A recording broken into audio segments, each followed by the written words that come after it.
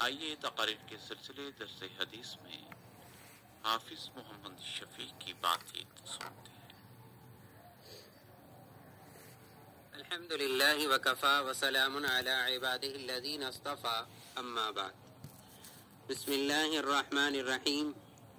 عن ابی بکر الصدیق رضی اللہ تعالی عنہ قال یا ایھا الناس انکم لتقرؤون هذه الآیۃ یا ایھا الذین آمنوا علیکم انفسکم لا یضرکم من ضل اذا اهتدیتم وانی سمعت رسول اللہ صلی اللہ علیہ وسلم یقول ان الناس اذا رأوا الظالم فلم يأخذوا على يديه اوشك ان يعمهم الله بعقاب منه او كما قال علیہ الصلاۃ والسلام۔ اس حدیث مبارکہ کا ترجمہ یہ ہے، حضرت ابوبکر صدیق رضی اللہ تعالی عنہ نے ایک مرتبہ خطبہ دیا اور خطبے کے اندر فرمایا، اے لوگو،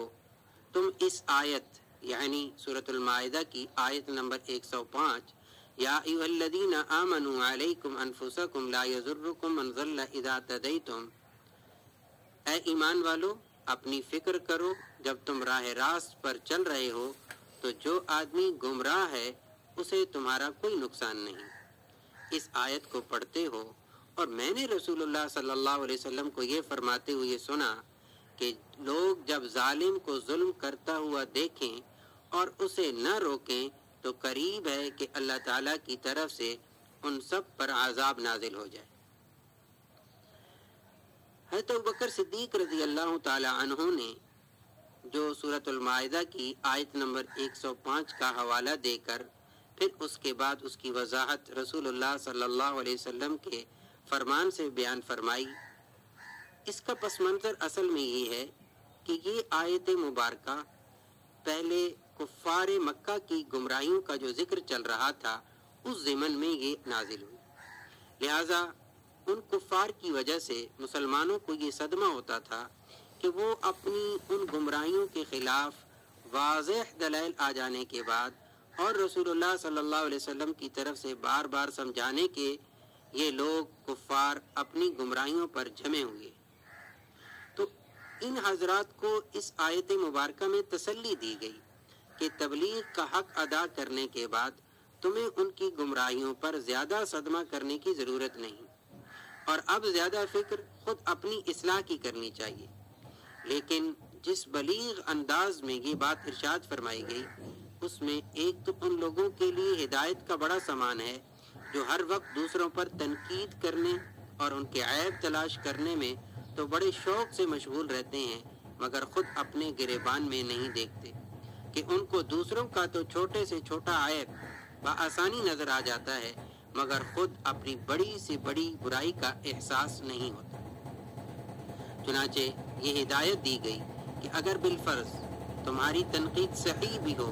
اور دوسرے لوگ گمراہ بھی ہوں تب بھی تمہیں اپنے اعمال کا جواب دینا ہے، اس لیے اپنی فکر کرو، دوسروں پر تنقید کی فکر میں نہ پڑو۔ اس کے علاوہ جب معاشرے میں بدعملی کا چلن عام ہو جائے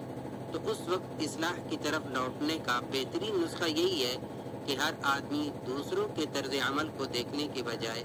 اپنی اصلاح کی فکر میں لگ جائے۔ جب افراد میں اپنی اصلاح کی فکر پیدا ہوگی تو جو کہتے ہیں کہ چراغ سے چراغ جلے گا اور رفتہ رفتہ معاشرہ بھی اصلاح کی طرف لوٹ آئے گا۔ اس حدیث مبارکہ میں دوسرا جملہ یہ ارشاد فرمایا کہ لوگ جب ظالم کو ظلم کرتا ہوا دیکھیں اور اسے نہ روکیں تو قریب ہے کہ اللہ رب العزت کی طرف سے ان پر عذاب نازل ہو جائے۔ حضرت یوشع ابن نون علیہ السلام پر اللہ رب العزت نے وحی بھیجی کہ آپ کی قوم کے 1,00,000 آدمی عذاب سے ہلاک کیے جائیں گے، جن میں سے 40,000 نیک لوگ ہیں اور 60,000 بدعمل۔ حضرت یوشع علیہ السلام نے عرض کی کہ رب العالمین بد کرداروں کی ہلاکت کی وجہ تو ظاہر ہے لیکن نیک لوگوں کو کیوں ہلاک کیا جا رہا ہے؟ تو اللہ رب العزت کی طرف سے ارشاد ہوا کہ یہ نیک لوگ بھی ان بد کرداروں کے ساتھ دوستانہ تعلقات رکھتے تھے، ان کے ساتھ کھانے پینے، ہنسی، دل لگی میں شریک رہتے تھے، میری نافرمانیاں اور گناہ دیکھ کر کبھی ان کے چہروں پر کوئی ناگواری کا اثر تک نہیں آتا تھا۔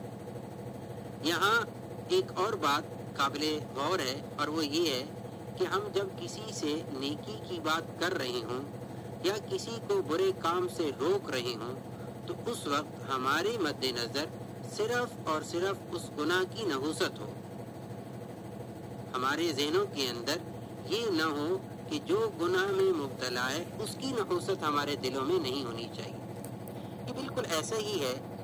کہ اگر ہمارا کوئی قریبی دوست عزیز اگر اس کے کپڑوں پر کوئی نجاست لگ جائے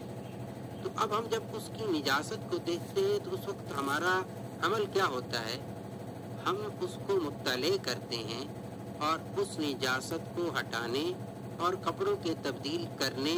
کا اس سے کہتے ہیں، اور ہمیں اس سے کوئی غرض نہیں ہوتی کہ وہ نجاست کیسی ہے۔ تو بالکل اسی طرح ہم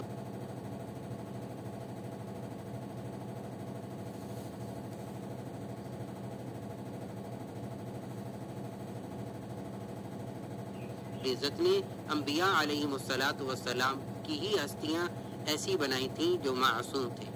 تو اس لیے ہمیں دعوت دیتے ہوئے، کسی کو نیکی کی ترغیب دیتے ہوئے، گناہوں سے روکتے ہوئے کبھی بھی اپنے گناہگار بھائی یا بہن سے نفرت نہیں ہونی چاہیے، نہ ہی اسے حقیر سمجھنا چاہیے۔ ہاں، محبت سے، پیار سے اسے گناہ سے بچنے کی راہ ضرور دکھانی چاہیے، اور ساتھ ساتھ اپنے گناہوں کی اصلاح کی فکر بھی لگے رہنی چاہیے۔ اللہ رب العزت ہم سب کو تمام گناہوں سے محفوظ فرمائے۔ وما علینا الا البلاغ المبین۔